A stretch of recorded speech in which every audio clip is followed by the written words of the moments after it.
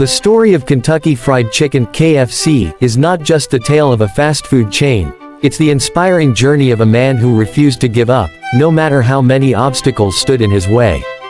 Behind the iconic red and white bucket and the crispy, golden fried chicken loved by millions lies the legacy of Colonel Harland Sanders, a man whose determination, ingenuity, and passion for cooking turned a humble roadside diner into a global phenomenon. He was born on September 9, 1890, in the small town of Henryville, Indiana. Harland Sanders faced challenges from an early age. When he was just 6 years old, tragedy struck. His father passed away, leaving his mother to work long hours to support the family. With his mother often away, young Harland was left to care for his younger siblings, which meant he had to learn to cook. Little did he know that those first, simple meals would one day form the foundation of a global empire. Life wasn't easy for Sanders. As a young man, he worked a series of jobs to make ends meet. He was a farmhand, a streetcar conductor, a railroad fireman, and even an insurance salesman. While none of these jobs brought him lasting success, they taught him resilience and a strong work ethic. But it wasn't until 1930, during the dark days of the Great Depression, that Sanders began to carve out his true legacy.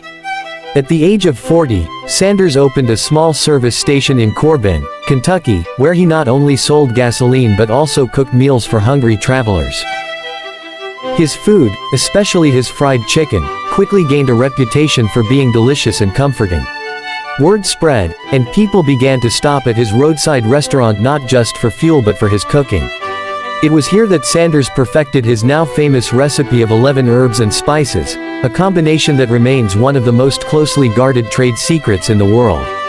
By 1936, his contributions to Kentucky's culinary heritage earned him the honorary title of Colonel, awarded by Governor Ruby Laffoon. But Sanders wasn't content to rest on his laurels. In the 1940s, he began experimenting with a pressure fryer, which allowed chicken to be cooked quickly without sacrificing flavor or texture. This innovation was a game changer, making his fried chicken even more appealing to busy diners. By the early 1950s, Sanders recognized that his small restaurant couldn't keep up with the growing demand, so he began traveling across the country, pitching his chicken recipe to restaurant owners to franchise his brand and recipe. In 1952, Sanders struck gold when he partnered with Pete Harmon, a restaurateur in Salt Lake County, Utah, who opened the first official Kentucky Fried Chicken franchise. Harmon was the one who coined the slogan, "It's finger-lickin' good," which became synonymous with the brand. KFC's success soon skyrocketed, as it became one of the first fast food chains to challenge the hamburger's dominance in the industry. As KFC grew, so did the legend of Colonel Sanders. With his signature white suit, black bow tie, and goatee, Sanders became the face of the brand, embodying its values of quality and tradition. However, managing the rapidly expanding business proved too much for Sanders, who was nearing retirement age. In 1964, at the age of 74, he sold the company for $2 million to a group of investors led by John Y. Brown Jr. and Jack Massey. Despite stepping back from day-to-day operations, Sanders remained the brand's ambassador, traveling the world to promote KFC, and ensuring that his image became an enduring symbol of the company. Under its new ownership, KFC continued to grow, expanding internationally and becoming one of the first Western fast food chains to open outlets in countries like Britain, Mexico, and Jamaica.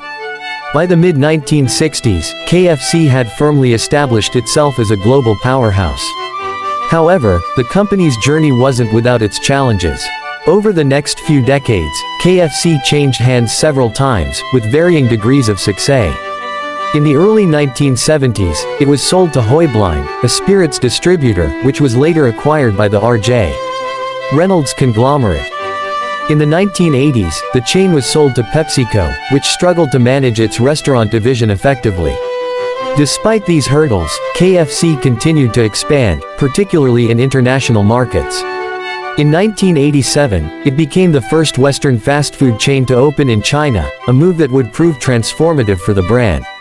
China quickly became KFC's largest market, with thousands of outlets catering to a rapidly growing consumer base. In 1997, PepsiCo spun off its restaurant division, forming Tricon Global Restaurants, which later became Yum Brands in 2002. Under Yum's focused leadership, KFC thrived, particularly in Asia, South America, and Africa. Today, KFC operates in over 150 countries, with more than 24,000 outlets worldwide. Its iconic fried chicken, comforting sides, and memorable branding continue to attract customers across generations. Colonel Sanders, the man who started it all, remains a cultural icon, his image adorning buckets, billboards, and commercials around the globe. From a single roadside diner in Kentucky to a fast food empire serving millions every day, the story of KFC is a testament to the power of perseverance, innovation, and a little bit of Southern charm. It's not just the chicken that's finger-lickin' good, it's the inspiring journey of the man behind it all.